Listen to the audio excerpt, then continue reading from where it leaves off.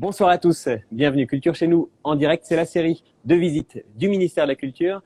Je suis David Habitant et je serai ce soir votre hôte et votre interlocuteur. Donc n'hésitez pas à me faire passer vos remarques, vos questions, vos témoignages juste en commentant la vidéo et je me chargerai de les transmettre. Alors on le sait évidemment depuis quelques temps, les lieux culturels s'apprêtent à rouvrir, ça devrait être mercredi prochain si la situation bien évidemment ne se dégrade pas.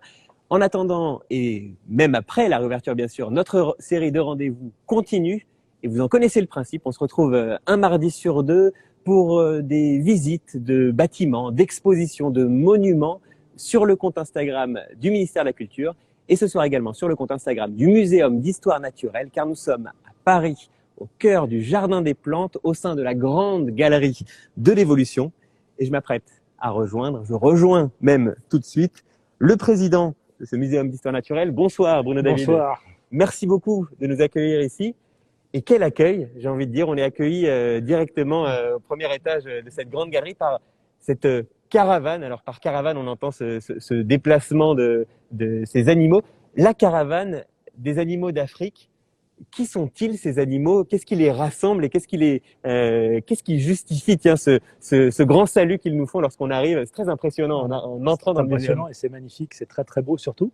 Ce que je rappellerai simplement, c'est qu'on est dans cette grande galerie. Ce bâtiment a été construit en 1889. Il était qualifié de Louvre de la zoologie à l'époque. Il abritait d'énormes collections et puis les années ont passé. En 1966, on a dû le fermer parce que la verrière fuyait. Et en 1994, rénovation complète, rouverture de ce magnifique bâtiment dans la configuration qu'il a aujourd'hui. Alors, beaucoup de choses qui ont changé depuis 1994, de l'éclairage, de la rénovation, des choses comme ça. Mais globalement, la configuration est la même. Et sur ce premier étage, vous avez cette cavalcade presque, cette caravane de grands animaux africains qui est absolument impressionnante. Et je trouve que ça donne aussi une très bonne échelle de ce qu'est le bâtiment, parce qu'on est face à un éléphant, il y a des girafes, et finalement, ils sont pas si gros que ça dans la galerie. Effectivement. C'est vrai que voilà, quand on voit la taille de l'éléphant, c'est vrai qu'on se sent tout petit à côté, mais le bâtiment, lui, est encore le bâtiment est gigantesque, bien plus grand. Le bâtiment est absolument gigantesque. C'est une nef extraordinaire, c'est une cathédrale pratiquement, qui est pour présenter la biodiversité en général, pour présenter les sujets liés à l'évolution, et avec cette figure emblématique de succession d'animaux africains, qui a été voulu pour des raisons esthétiques aussi, parce que c'est simplement beau. Mais c'est très impressionnant, effectivement, quand on arrive ici, c'est un accueil qui nous est fait. Mais en même temps, c'est aussi pour instruire en montrant un certain nombre d'espèces, une diversité d'espèces, en montrant aussi des espèces qui sont un petit peu plus rares. Et puis cette diversité, si vous regardez les girafes, vous voyez qu'elles n'ont pas tout à fait le même pelage. Il y a des girafes qu'on appelle tachetées, il y a des girafes qu'on appelle réticulées, par exemple. On va s'approcher des zèbres et vous verrez que le pelage des zèbres est différent. Vous avez des zèbres avec des grosses rayures, zèbre de Grant, qui est le premier là qu'on va voir, et puis zèbre de Grévy avec des rayures plus fines que je trouve plus élégantes à titre personnel. Mais ceci dit, j'ai pas l'intention de me faire un manteau en peau de zèbre. Non, s'il vous plaît. On va avoir l'occasion de parler de tous ces animaux. Effectivement, c'est un peu mieux qu'un catalogue d'images. Là, on a vraiment une présentation très impressionnante et très réaliste. On va peut-être d'ailleurs dire un mot sur la technique qui permet de montrer ces animaux de cette façon-là. J'ai dit une bêtise tout à l'heure, je me suis fait corriger. J'ai dit des animaux empaillés. Oh là là, c'est pas un mot employé, ils sont naturalisés ou taxidermisés. Alors, à l'origine, bien sûr, on les empaillait, c'est-à-dire qu'on gardait la peau et on mettait de la paille à l'intérieur. Maintenant, il y a d'autres techniques et notamment, souvent, il y a une architecture métallique avec simplement du polystyrène qui va être sculpté et on va remettre la peau sur le polystyrène. En tout cas, qui va être sculpté, mais nos taxidermistes sont des artistes en fait. Ils arrivent à faire des choses extraordinaires dans des attitudes absolument incroyables. Regardez le petit caracal, là, ce petit félin qui a la patte dressée, là, qui est en train d'essayer d'attraper quelque chose, manifestement. Alors, on va parler de pas mal de choses aujourd'hui. On va parler aussi des missions du muséum. On va évidemment voir quelques-unes des salles et en tout cas beaucoup d'éléments présentés dans le muséum. On va parler peut-être des différents métiers qui cohabitent ici, de certains noms de métiers qu'on connaît mais dont on ne sait pas exactement la réalité concrète qui existe derrière. On va également évoquer, on terminera par la salle des animaux menacés ou en voie d'extinction ou disparus. Un sujet grave, certes, mais qui nous concerne tous et qui est très bien traité ici au muséum. On va pouvoir avoir l'occasion de voir ça. On va peut-être parler un petit peu d'architecture aussi. On est quand même dans un bâtiment incroyable. Oui. On est Vous le disiez tout à l'heure, un bâtiment réhabilité en 1994, on a quelque chose de très contemporain dans la présentation ici des animaux, mais on ressent effectivement la patte du vieux musée. 1889, c'est ça, hein. C'est tout à fait ça. Alors donc ce que je souhaite aussi pour le muséum, c'est la matérialité. Je pense que les gens qui viennent au muséum, ils sont là pour voir des objets réels et pas seulement des images comme on peut les voir sur les écrans, même si les images sont parfois très très belles. Donc c'est important de présenter aux visiteurs aussi la matérialité des choses. C'est important de présenter beaucoup de choses différentes. Ma devise pour le muséum, c'est émerveiller pour instruire. Il ne faut jamais oublier d'instruire, donc on présente des animaux assez classiques. Et puis au milieu de ces animaux classiques, je vais vous présenter ce petit bonhomme, ce petit bonhomme là qui s'appelle un Oryctérope, donc qui est pas très beau selon nos canons de beauté actuels. Hein. Et il faut savoir que c'est une bête assez rare parce que c'est le seul représentant d'un groupe qui s'appelle les tubulidentés, qui est apparu au début de l'ère tertiaire, il y a un peu plus de 50 millions d'années. Et il est tout seul aujourd'hui. Il est tout seul, non pas parce que les autres espèces auraient été, l'homme aurait éradiqué les autres espèces, pas du tout, non. Simplement, il est le seul représentant de son groupe. Il est un petit peu bizarre, il se nourrit de termites, mais il est assez malin. Parce qu'il creuse les termitières avec ses grosses griffes, que vous pouvez voir sur ses pattes, mais il ne détruit pas les termitières.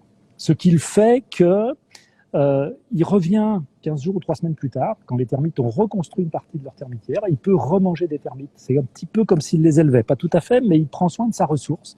Et je pense que ça serait peut-être un bon modèle pour nous aussi de prendre soin de nos ressources. C'est intéressant, c'est pas mal de prendre en tout cas exemple sur un animal, pour être très honnête, que je ne connaissais pas du tout, je ne sais même pas si j'ai entendu parler. Et je pense que le muséum est dans son rôle aussi de montrer des animaux qui sont un petit peu étranges, un petit peu bizarres, un petit peu rares, pour montrer aussi la diversité du vivant, la richesse du vivant.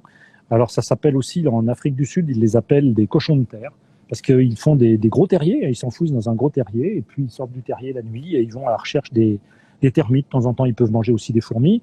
Ils sont la victime de lions ou de panthères de temps en temps, de pitons aussi qui peuvent rentrer dans les terriers pour les manger. Mais bon, c'est un animal moi que je trouve original et presque sympathique, même s'il donne pas très envie d'être câliné parce qu'il n'est pas très joli. Effectivement, selon le canon, encore une fois, vous le dites, hein, mais c'est peut-être aussi d'autres animaux plus représentés. On a peut-être aussi plus l'habitude de les voir. C'est vrai que pour le coup, je ne sais pas si j'avais vu jusque-là des Oryctéropes. Très bien. Oryctéropes, je vous aurais appris un nom d'animal nouveau. Et on vous en remercie. Je pense qu'il y a d'autres choses que vous allez nous apprendre tout au long de cette visite. J'en profite pour préciser, j'ai mon téléphone sous la main, ça me permet de jeter un œil régulier à chacun de vos commentaires. Donc vous commentez la vidéo pour poser vos questions, faire part de vos remarques, de vos témoignages. Et moi, je me charge de transmettre tout ça à Bruno David, juste à côté de moi. Peut-être un mot, tiens, puisqu'on passe à côté comme ça d'animaux tous plus beaux les uns que les autres et tous plus impressionnants les uns que les autres. Est-ce qu'on peut donner les noms de quelques-uns des animaux qu'on a autour de nous? On les verra peut-être encore mieux d'ailleurs de là-haut, mais qu'est-ce qu'on voit là? Là, vous avez des formes de grandes antilopes, si vous voulez. Vous avez des rhinocéros, plusieurs types de rhinocéros. Vous avez des buffles, qui est quand même l'animal sans doute le plus dangereux d'Afrique. C'est extrêmement dangereux. C'est plus dangereux qu'un lion, à la limite. Il vaut mieux se trouver face à un lion que face à un buffle. Enfin, je pense qu'il faut se trouver face à ni l'un ni l'autre. Mais s'il fallait vraiment choisir, je préférerais peut-être être face à un lion plutôt que face à un buffle. De quoi relativiser si on se retrouve un jour face à un lion. Très bien. Des lycaons, qui sont des canidés africains, qui sont très particuliers, qui sont extrêmement sociaux, qui chassent en meute, de manière très très organisée, qui partagent leur nourriture. Ça ressemble un peu à une hyène, c'est un lycaon, non? Ou pas du tout? Pardon, j'ai des connaissances peut-être un peu limitées, je crois. Non, c'est pas une hyène, c'est vraiment un canidé. C'est un carnivore, c'est un petit carnivore. Ils sont en bande, ils sont très très organisés pour chasser en meute, et ils sont très partageurs. C'est créer une vraie société. C'est intéressant comme modèle aussi, sans faire de sociobiologie et de basculer en disant il faut s'inspirer des sociétés animales. C'est intéressant de voir aussi la diversité d'organisation des animaux, soit solitaires, soit en groupe, et comment finalement tous ces animaux s'organisent, que ce soit des vertébrés, des invertébrés, des insectes, et même dans l'océan parfois, des animaux qui arrivent à s'organiser en groupe. On va pouvoir sans doute continuer à évoquer cette question-là avec d'autres animaux qui nous seront présentés tout au long de notre visite. Je jette un œil aux commentaires, je vois qu'on a pas mal de monde qui déjà commente la vidéo, qui nous salue, on a beaucoup de bonsoirs. Un bonsoir du Brésil, tiens, c'est Claudina qui nous salue du Brésil, Tiff nous salue de Jordanie, Rosanna d'Irlande. Voilà, le monde entier est réuni ce soir au Muséum d'Histoire Naturelle. On me demande Histoire Naturelle de quelle ville? On est à Paris, au Muséum d'Histoire Naturelle dans le Jardin des Plantes de Paris. c'est d'ailleurs une précision intéressante, le Muséum d'histoire naturelle qui a des sites partout en France au-delà de Paris. Voilà, donc le Muséum national, alors c'est le Muséum national d'histoire naturelle, j'insiste beaucoup sur le national aussi qu'on oublie souvent parce que c'est le muséum finalement de tous les Français, c'est le muséum de la France, le Muséum d'histoire naturelle pour la France en général, et c'est un muséum qui en fait est riche de 13 sites. Donc il y a beaucoup de sites, il y a bien sûr le site principal du Jardin des Plantes, où on va trouver le jardin, on va trouver la ménagerie, on va trouver les galeries, que ce soit cette galerie, la grande galerie de l'évolution, la galerie de paléontologie et d'anatomie comparée, la galerie de minéralogie, par exemple. On va trouver les grandes serres. Je précise, je vous interromps juste sur cette question déjà juste parisienne du Jardin des Plantes à Paris, qui est un lieu vraiment magnifique avec effectivement un grand jardin qui est libre d'accès. On peut y rentrer dans les horaires d'ouverture librement. Il y a tout un tas de recoins et beaucoup d'espèces de végétaux très différentes et très jolies aussi à voir tout simplement. Et dans ce grand Jardin des Plantes, on a la ménagerie, vous le disiez à l'instant, c'est une forme de petit zoo d'une certaine manière. Oui, c'est un petit zoo, oui. Et des galeries, donc ce sont ces grands bâtiments comme celui que nous visitons actuellement, la Grande Galerie de l'Évolution. Voilà, c'est ça, oui. Et donc, il y a ces 13 sites. Donc, il y a ce site du Jardin des Plantes. Il y a le Parc zoologique de Paris, dit Zoo de Vincennes, souvent parisien. Il y a le site du Musée de l'Homme, au Trocadéro. Donc, c'est les 3 grands sites parisiens. On a également un arboretum à côté de Versailles, Versailles-Chevreloup, qui fait 200 hectares. Un arboretum, c'est une collection d'arbres vivants. Donc, il y a 2500 espèces d'arbres, plus de 20 000 arbres plantés. Et Chevreloup, c'est la base arrière du Jardin des Plantes, puisque toutes les plantes, toutes les fleurs qu'on va trouver dans le Jardin des Plantes poussent à Chevreloup. D'accord. Ça représente 60 000 plantes par an que fabriquent, entre guillemets, nos jardiniers à Chevreloup pour venir les installer au Jardin des Plantes et faire le bonheur des visiteurs dans le Jardin des Plantes. D'accord, donc on les présente au Jardin des Plantes, mais elles ne sont pas cultivées. Elles sont dans les plates-bandes du Jardin des Plantes, mais elles sont préparées dans l'arboretum de Chevreloup. On a des serres spécialement faites pour ça, des serres de production.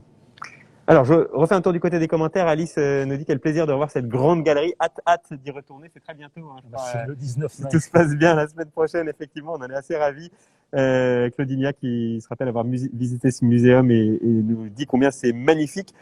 Tiffany nous demande à quel niveau sont les dinosaures. Ben, tiens, on en parlait tout à l'heure des différentes galeries au sein du Jardin des Plantes. Là, il faut aller dans un autre bâtiment. Voilà, donc il y a plusieurs bâtiments, plusieurs grandes galeries, enfin plusieurs galeries au Jardin des Plantes. Cette grande galerie de l'évolution où il y a plutôt des animaux actuels, presque exclusivement des animaux et des plantes actuelles. Et puis, on a la galerie de paléontologie et d'anatomie comparée où là, elle va trouver les dinosaures, elle va trouver des fossiles anciens, elle va trouver du mammouth, elle va trouver toute l'histoire de la biodiversité sur Terre. On a la galerie de minéralogie avec des cristaux géants, notamment des cristaux géants du Brésil. On parlait de quelqu'un du Brésil tout à l'heure. Donc on a cette magnifique galerie de minéralogie également qui est ouverte au public. On a les grandes serres. C'est une grande richesse que d'avoir ce muséum aussi divers. Le muséum a ce site particulier. C'est un musée dont on garde, je crois, des souvenirs assez longtemps, j'ai l'impression. J'espère. C'est peut-être, alors sans faire de hiérarchie entre les musées, en tout cas, lorsqu'on vient ici étant enfant, généralement, on en a des souvenirs qui restent bien présents pendant assez longtemps parce que c'est quand même très impressionnant tout ce qu'on y voit. Alors, vous parliez de la galerie de paléontologie. On a des squelettes de dinosaures immenses, mais cette caravane, encore une fois, qu'on voit là de haut, elle est incroyable et elle est très impressionnante. Juste en dessous, on voit peut-être, je ne sais pas si on arrive à le voir à l'écran, mais au niveau inférieur. Oui, on voit une grande raie. Alors, tout le niveau inférieur, ça correspond au monde sous-marin.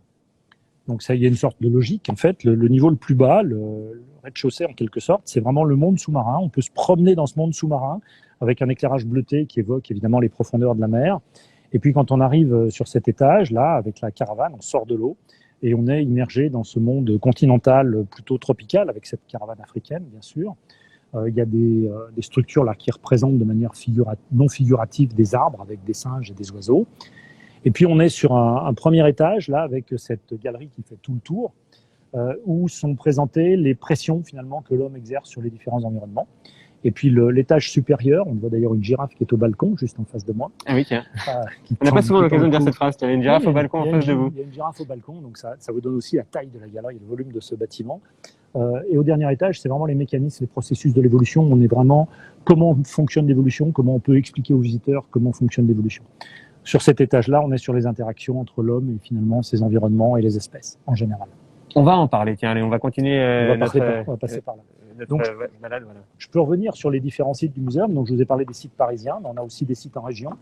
On a 2 stations marines en Bretagne, à Concarneau et à Dinard. Celle de Concarneau, il y a un marinarium qui est ouvert au public, qui reçoit pas mal de visiteurs. On a une grande réserve animalière à la Haute-Touche, dans l'Indre, qui fait 500 hectares, donc c'est vraiment très très vaste. Et il y a des animaux formidables qui sont présentés, il y a des espèces en voie d'extinction. Enfin, on met d'ailleurs l'accent beaucoup sur les espèces de la liste rouge de l'UICN, donc de l'Union internationale pour la conservation de la nature, qui signale les espèces en danger. D'accord. Et on essaye d'avoir dans nos zoos, dans nos parcs zoologiques, que ce soit la ménagerie, que ce soit le parc zoologique de Paris ou cette réserve de la Haute-Touche, des espèces qui sont en danger d'extinction de façon à participer à leur préservation. On vient d'accueillir par exemple au zoo des gazelles de mort, qui sont des petites gazelles marocaines, qui sont très très belles, beige, avec une petite tache blanche au niveau du cou, qui sont vraiment en danger d'extinction. Il n'y en a presque plus dans la nature. Et donc on participe vraiment à de la préservation d'espèces dans nos zoos. C'est vraiment très important. C'est une démarche vraiment à laquelle je tiens beaucoup et qui est vraiment très importante dans les zoos. On a également un abri préhistorique en Dordogne, où on a trouvé un crâne d'homme de Cro-Magnon, aux Aisies de Taillac, l'endroit où on a trouvé le crâne historique de Cro-Magnon, crâne historique qui se trouve d'ailleurs au musée de l'Homme. L'original est au musée de l'Homme. Musée de l'Homme à Paris, qui fait partie là encore du Muséum d'histoire naturelle. Vous pouvez le voir au musée de l'Homme, sur un de nos sites. On a un parcours paléontologique dans le nord du département du Gers, dans un endroit qui s'appelle Sansan, qui est un gisement remarquable, où on a trouvé un des premiers mastodontes ancêtres des éléphants, qui est présenté dans la galerie de paléontologie. Voilà, ça fait combien de sites tout ça? Parce que j'ai l'impression qu'en fait, partout en France, on a un accès. Ça fait 13 sites. On a un site à Menton avec un jardin exotique. On a un site dans le Vaucluse. On a un site dans les Alpes. Je vous disais, on a beaucoup de questions. On en a une peut-être un peu technique. Alors, je veux surtout pas vous piéger, mais c'est Céline qui nous demande quel est l'animal le plus ancien présent dans le musée. Est-ce qu'il y a un animal qui est particulièrement ancien? Alors, ancien, en tant qu'objet lui-même, on a par exemple, un animal emblématique un peu ancien, on a le rhinocéros qui a appartenu à Louis XV. Nous avons le rhinocéros de Louis XV. Donc, on peut dire, quand on regarde ce rhinocéros, on peut se dire, mais Louis XV l'a vu. Donc, bon, ça doit susciter peut-être une certaine émotion. Assez loin de nous, ici, en diagonale, on a un éléphant avec un tigre qui attaque l'éléphant. Et ça faisait partie des collections du duc d'Orléans au début du 19e siècle. Et ça fait partie de ces animaux, alors pour le coup, empaillés à l'époque, qui étaient des collections historiques emblématiques, qui étaient les collections du duc d'Orléans. Et puis je parlais tout à l'heure de la fascination que peut exercer ce musée, et notamment sur les enfants. On a Joseph qui nous écrit « Bonsoir de Joseph, qui adore le MNHN, le Muséum national d'histoire naturelle, depuis qu'il est tout petit. » Voilà. Et Carole qui nous dit « Merci pour cette visite et bonsoir de Saint-Nazaire. » Bonsoir Carole. Et Mamaradit nous demande combien de temps il faut prévoir pour la visite. C'est entre 1 heure et 3 journées là. De tous les sites, c'est pas possible, je pense. Alors déjà, des sites du Jardin des Plantes, je pense que ça peut prendre plusieurs jours, surtout avec des enfants qui vont finir par fatiguer un petit peu. Rien que la grande galerie de l'évolution, je pense qu'on peut facilement passer plusieurs heures dans la grande galerie. Il y a une annexe de la grande galerie qui s'appelle la galerie des enfants. Si vous avez des enfants, c'est possible. On a à l'étage une salle de réalité virtuelle avec des casques. On a été le premier musée à avoir une salle de réalité virtuelle permanente qui permet de faire des expériences en immersion totale, en réalité virtuelle, pour des choses qu'on ne saurait pas. Rhinocéros, ça n'est pas une corne, ce sont des poils agglomérés par de la colle, une colle en protéines, si vous voulez, qui fait que, en fait, une corne, contrairement à un bois de cervidé ou à une corne de vache, ça n'est pas une corne, c'est un paquet de poils agglomérés. Donc j'ai tendance à dire, si vous voulez vous shooter aux aphrodisiaques à base de rhinocéros, coupez-vous une mèche de cheveux, mangez vos cheveux, et puis ça vous fera à peu près le même effet. Et beaucoup moins de mal et ça fera moins de mal à la nature, et ça vous coûtera surtout beaucoup moins cher que d'acheter de la poudre de corne de rhinocéros. Et effectivement, on va évoquer tout à l'heure dans un instant d'autres espèces menacées. C'est aussi un des rôles du Muséum national d'histoire naturelle, à travers les différents rôles que vous nous présentez tout à l'heure, et notamment les rôles de pédagogie. Il y a dans cette question de la pédagogie aussi la sensibilisation à ces enjeux-là. Bien sûr, oui. Et puis, tous les sujets doivent être abordés. Là, on est face à un certain nombre d'espèces qui ont été domestiquées. Donc, la domestication à partir du néolithique, il y a à peu près 10 000 ans, c'est une étape très importante dans l'histoire, finalement, des civilisations. Ça s'est produit sur les différents continents, à peu près au même moment, d'ailleurs. Et ça a conduit l'homme à se rapprocher d'un certain nombre d'espèces, que ça soit les loups qui ont donné les chiens, avec une diversité de chiens absolument incroyable. Ah oui, donc vous nous présentez d'un côté un chien et juste à côté un loup, ici avec un lévrier, mais on aurait pu prendre un chien beaucoup plus petit, bien sûr. Il y a une diversité, il y a une sélection diversifiante très importante exercée par l'homme, qui à la fois diversifie en termes de variété ou de race animale, quand ce sont des animaux, ou végétales, pour les variétés végétales, et qui, d'un autre côté, canalise évidemment l'évolution de manière très rapide, puisqu'il va sélectionner de génération en génération de manière canalisante pour finalement faire un fox terrier ou au contraire un dog allemand. Selon que l'on cherche un chien qui court vite, un chien qui voilà, nous protège. Selon ce qu'on va chercher. Avec des espèces qui sont moins domestiquées, hein, comme le yak, qui est quand même utilisé de manière domestique. Il y a des gens qui utilisent du lait de yak, et puis d'autres qui ont été beaucoup plus domestiqués, comme les cochons, qui sont issus des sangliers sauvages, hein, qui ont été transformés finalement progressivement en cochons par l'homme à travers la domestication. Et puis derrière nous, un mulet du Poitou, hein, qui est un animal très sympathique. Moi, je le trouve très joli, ce mulet du Poitou.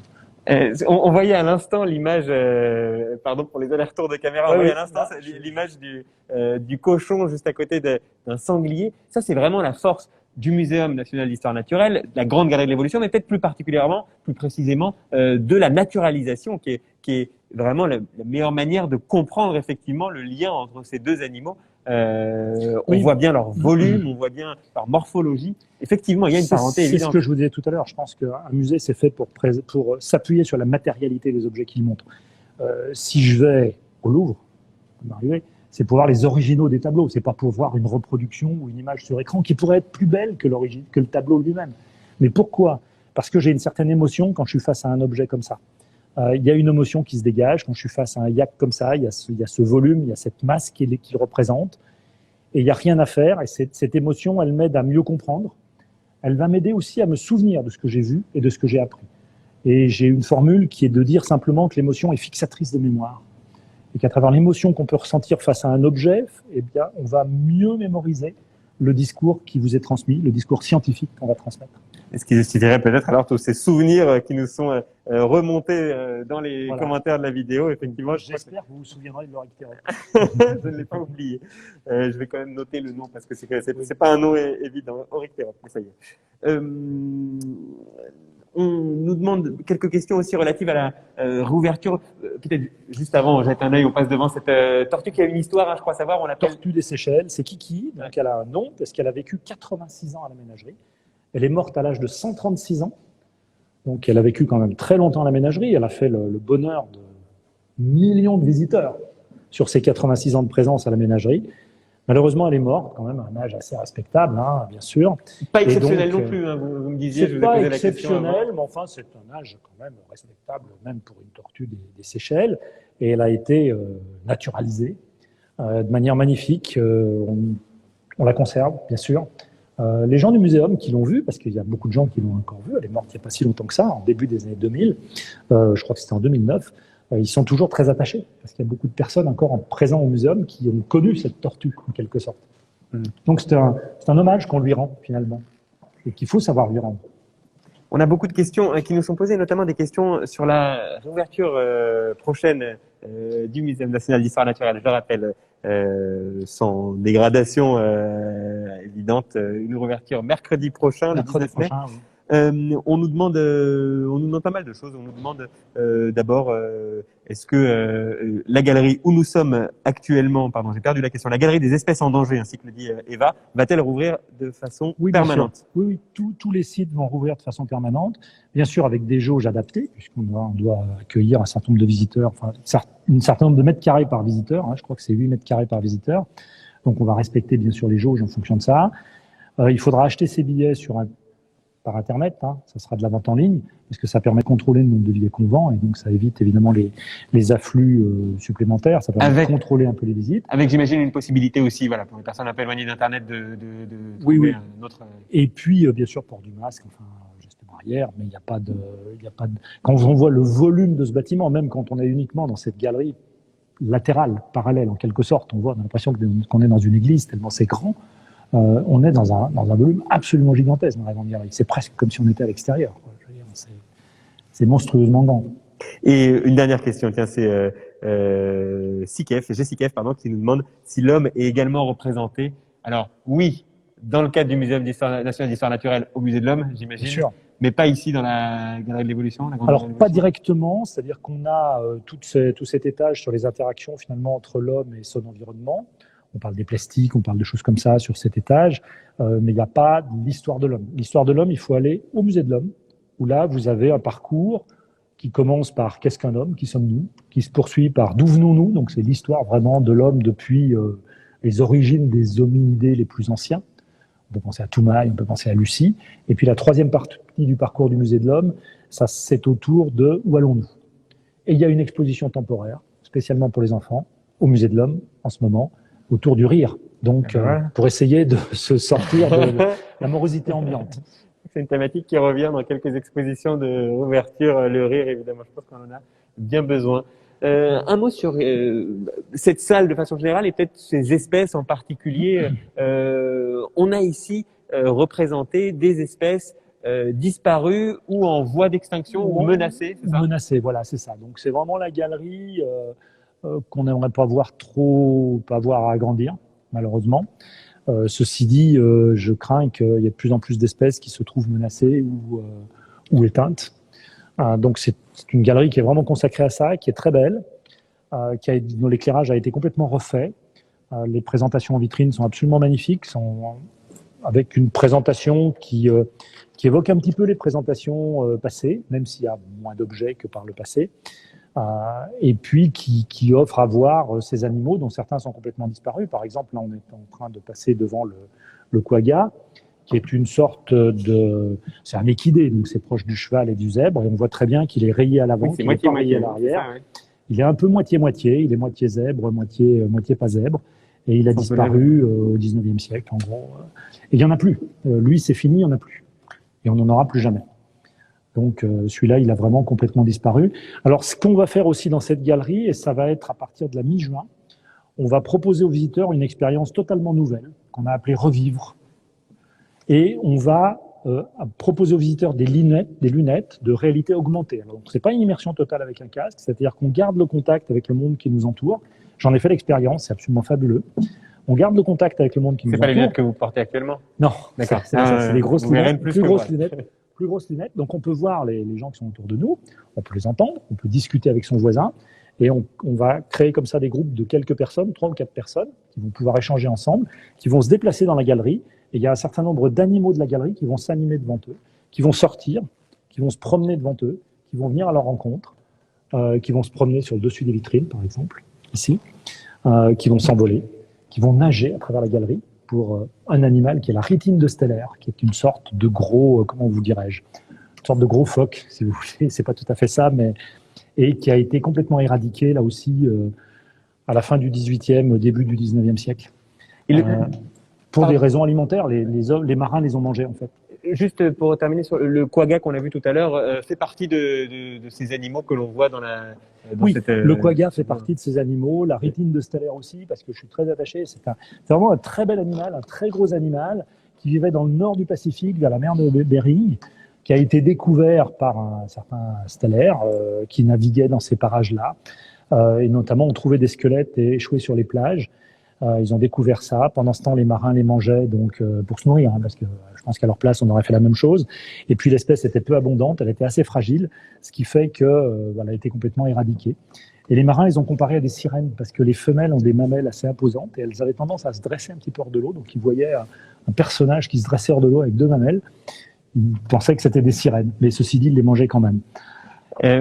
Justement sur un point, on parlait à l'instant de cette réalité augmentée et je vois qu'on a une question, alors c'est peut-être l'occasion de faire le lien.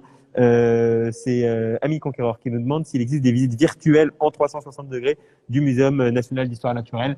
Alors, on a un certain nombre de visites virtuelles sur notre site, mais on n'en a pas encore énormément. On a quelques parcours en visite virtuelle, mais franchement, j'invite plutôt les gens à venir voir en vrai, parce que rien ne remplace la réalité, comme vous l'avez vu. L'émotion qu'on a face aux objets, l'émotion quand on est dans ce genre d'ambiance, dans ce genre de salle, on l'aura jamais sur un écran, même en réalité augmentée.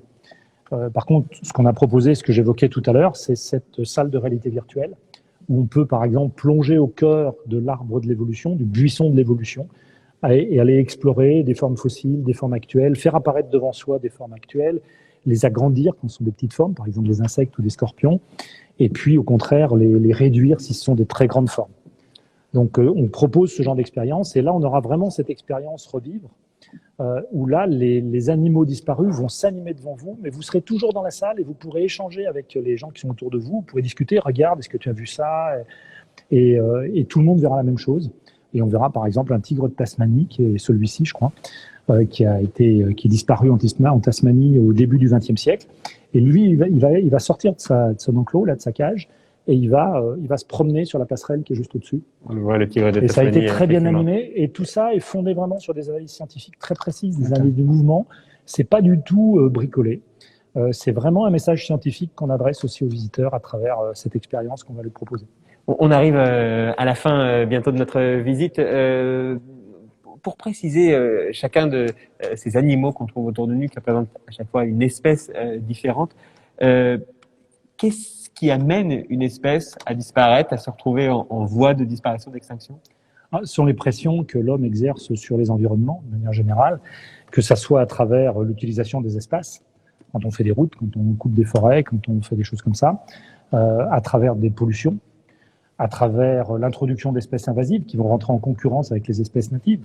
Dans les îles, c'est assez frappant. Par exemple, il y a des oiseaux dans les îles qui ont disparu parce que c'était des oiseaux qui nichaient à terre, ils étaient assez protégés. Et puis les marins sont arrivés, ils ont introduit des rats, ils ont introduit des chats, et les rats et les chats ont mangé les œufs à terre. Donc ces oiseaux ont pu disparaître pour cette raison. C'est aussi le changement climatique, bien sûr, la surexploitation des ressources, notamment en mer, avec la surpêche. Et puis, ressources en général, avec des ressources rares. Là, on est face à une tortue qui est la tortue de Rodrigue. Moi, que je trouve magnifique, c'est peut-être mon animal préféré dans cette galerie, parce qu'elle a une carapace très particulière. On dirait un petit peu qu'elle est en cuir, ou en bronze. C'est vraiment une matière extrêmement spéciale de cette tortue de Rodrigue. Et elle a disparu simplement parce qu'elle était terrestre, elle avançait pas beaucoup, elle était sur une île, il y en avait peu, et les marins s'en sont servis de garde-manger. On était au XVIIIe siècle, hein. Donc, les marins, ils ont mangé. À cette époque, on n'avait pas conscience de ce qu'on faisait. Donc, il n'y a pas de reproche rétrospectif à leur faire. Ça s'est fait comme ça. Mais après, moi, je ne peux qu'être triste de me dire, finalement, cette tortue de Rodrigue que je trouve si magnifique, si belle, il n'y en a plus. Les seules qu'on ait, c'est des tortues qu'on a dans les musées, dont celle-ci qu'on présente dans cette galerie. Une dernière question qui nous vient de E, je ne sais pas son prénom, au-delà de l'initiale, j'imagine, qui nous demande si vous avez ici une collection entomologique. Oui, bien sûr. Collection d'insectes, hein, c'est bien ça? Oui, bien sûr. Alors, il faut savoir que ce que l'on présente dans les galeries, c'est qu'une toute petite partie des collections du muséum. Le muséum, pour avoir donné un chiffre assez facile à retenir, c'est 68 millions d'objets dans les collections. Ça fait un objet par Français. Si on avait le droit, on n'a pas le droit, bien sûr, de distribuer tous les objets qu'on a en collection, on pourrait donner un objet à chaque Français, depuis le plus jeune qui vient de naître jusqu'au plus âgé. Ça représente l'ensemble des collections du muséum. On en expose moins de 10%. Parce que sinon, ça serait, il y en aurait partout. Ça serait beaucoup trop. Et puis, il y a des objets qui n'ont pas vocation à être exposés. Mais voyez la dernière, juste derrière, puisque j'en parlais tout à l'heure, voilà le crâne de la rétine de Steller. Là-dessus, on va le voir dans un instant, le temps que la caméra... Ce crâne de la rétine de Steller qui est présenté dans cette vitrine. Donc, cette rétine qui a disparu complètement. Racontez-nous, la rétine, c'est un... La rétine, c'est une sorte de... C'est un sirénien. Si ah oui, ça doit être un très gros animal, puisque là, c'est son crâne, d'accord. Je comprends seulement qu'on... C'est uniquement le crâne. C'est uniquement le crâne. Vous avez 2 vertèbres au-dessus. Donc, ça vous donne la taille des vertèbres. Donc, c'est vraiment un très, très gros animal. Il y avait beaucoup à manger dedans. Hein. Ouais. Donc, pour les marins qui naviguaient dans le Pacifique Nord, c'était une ressource alimentaire vraiment très intéressante pour eux. Et malheureusement, c'était une espèce qui était très peu abondante et qui se reproduisait peu, ce qui fait que la pression exercée par la pêche, même à cette époque où il n'y avait pas tant de marins que ça qui allaient se promener dans le nord du Pacifique, elle a été suffisante pour que cette espèce disparaisse complètement.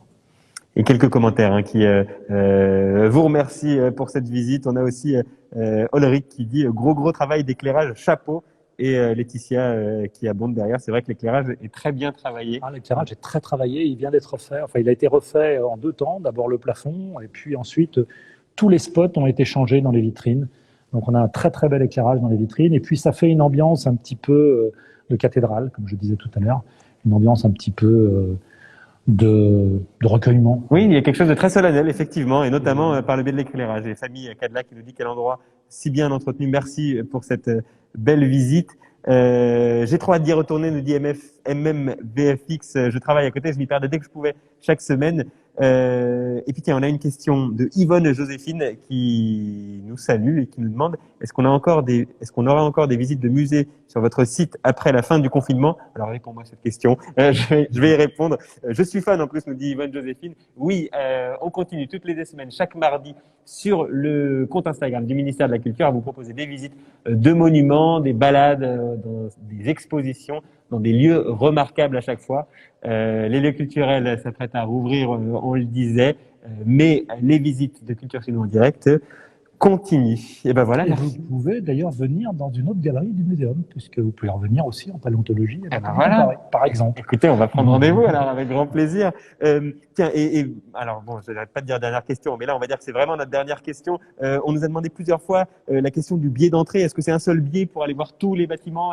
Alors, on a normalement un billet par bâtiment, mais il y a possibilité d'acheter des passes. Enfin, en tout cas, je ne sais pas comment ça va être mis en place avec la billetterie à distance, mais il y a possibilité, normalement, il y avait des passes 3 jours qui permettaient d'acheter un pass, parce que c'est valable plusieurs jours. C'est pas trop peu 3 jours, je pense, pour voir effectivement tout ce qu'il y a à voir. Qui permettait notamment à des touristes qui venaient à Paris d'acheter un pass et de pouvoir revenir et de ne pas tout faire dans la même journée. Et Tiffany qui nous dit un énorme merci pour cette visite et le travail derrière de l'équipe. Copercius, merci énormément de Miami. Sejokari, merci beaucoup pour cette visite passionnante. Nous avons hâte de vous retrouver. J'imagine que le plaisir est partagé. Le public sera bienvenu, bien sûr. Si vous nous regardez en direct, la visite s'arrête ici. Pour les autres, en rediffusion, on vous a préparé un petit bonus pour découvrir une autre facette du muséum, toujours ici au Jardin des Plantes, avec une présentation des grandes serres qui sont effectivement juste à côté. Mais avant ce bonus, quelques mots pour rappeler à tous que les initiatives à suivre depuis chez vous restent accessibles sur les réseaux sociaux, notamment du ministère de la Culture ou sur le site web culturecheznous.gouv.fr ou avec le mot dièse culture chez nous. Mais rappelez aussi, on l'a dit plusieurs fois depuis tout à l'heure, mais rappelons-le que le gouvernement a annoncé, sous réserve bien sûr que la situation reste stable et s'améliore, les conditions du déconfinement et la reprise de la vie culturelle et la réouverture des lieux culturels. Donc les musées, monuments, centres d'art ainsi que les salles de cinéma et de spectacle accueilleront le public, du public assis avec des jauges réduites dans un premier temps. Il faudra encore attendre un petit peu aussi pour les concerts debout. En tout cas, cette réouverture, on en profite pour faire le plein de culture et notamment, alors ça c'est notre petit conseil maison, mais on vous invite aussi à regarder au sein des précédents épisodes de Culture Chez Nous en direct. Voilà, c'est autant de propositions de sortie. Merci encore Bruno David pour cette passionnante visite. Un grand merci également aux équipes du muséum, Fanny Decobert, Jérôme Munier, Flore Goldaber, Estelle Merceron, Solveig Marie, Jérémy Lecol, Christophe Moisson, Rudy Prévost. Il y a du monde au muséum, il y a du monde derrière tout ça, évidemment. On remercie bien sûr le ministère de la Culture à l'origine de cette initiative, Michael Coca, Cécile Lausanne, Barbara Pénamen, Clémence Lannoy, et puis un merci aux équipes techniques de Théma Prod et Chez Toi. Et un grand merci à tous de nous avoir suivis. On se retrouve dans 2 semaines à Giverny pour parler de jardin. À bientôt. Salut. Merci d'être venu. On se retrouve comme convenu pour notre bonus quand vous découvrirez cette vidéo. La visite de la grande galerie de l'évolution du Jardin des Plantes de Paris viendra de se terminer, mais nous sommes toujours ici à Paris dans le site du Muséum national d'histoire naturelle dans les Grandes Serres dont vous êtes responsable, Noël Parisi. Bonjour. Oui, bonjour. Bonjour. Quel endroit exceptionnel. On arrive ici, on est tout de suite dans un autre monde. D'ailleurs, j'ai fait tomber le manteau, le pull. Il fait très très chaud ici dans ces serres. Oui, cette serre, elle s'appelle la serre des forêts tropicales humides. D'accord. Donc là, vous êtes vraiment dans le climat. Aujourd'hui, il fait chaud et humide, en effet, oui. Et en plus, il fait très beau. Vous avez de la chance. Effectivement, et ça rend ce paysage d'autant plus magnifique. Est-ce que vous pouvez nous raconter un petit peu d'abord, peut-être, qu'est-ce que c'est qu'une serre, à quoi ça sert en fait? Alors en fait, on a commencé à construire des grandes serres on ramenait des plants du lointain et c'était pour pouvoir les cultiver. Donc dans une serre, en fait, on a un climat, en général, il fait chaud, pas toujours, hein, il peut faire froid ou tempéré, mais ici, en l'occurrence, il fait chaud. Donc voilà. Donc on va cultiver des plantes qui viennent du monde tropical en général, de plusieurs continents ici. D'accord. Et donc, ici, on les cultive, c'est aussi une manière de les présenter Oui, tout à fait. Alors en fait, il y a plusieurs objectifs dans une présentation en serre. Ici, au Jardin des Plantes, déjà, comme vous l'avez dit vous-même, c'est très beau. Donc ça va viser le grand public. Là, on vient en famille, c'est vraiment l'émerveillement. On fait « waouh, c'est beau, c'est grand ». On voit des végétaux qu'on ne verrait pas peut-être ailleurs, comme des grands ficus qu'on peut avoir à la maison. On va avoir des chercheurs parfois qui vont faire des prélèvements pour des études. On a également tout ce qui est mission pédagogique pour le grand public. On va avoir des visites guidées. Donc il y a plusieurs types de missions pour des serres comme celle-ci.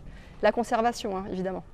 Et toutes ces missions, elles prennent place dans cette grande serre tropicale, vous le disiez à l'instant. Serre des forêts tropicales humides. La serre des forêts tropicales humides, effectivement. Mais il y a encore quelques autres Oui. serres derrière. Qu'est-ce qu'on y trouve Alors, à chaque fois? En fait, il y a 4 serres publiques qui sont visitables. Vous avez celle-ci qui est la plus grande, la serre des forêts tropicales humides.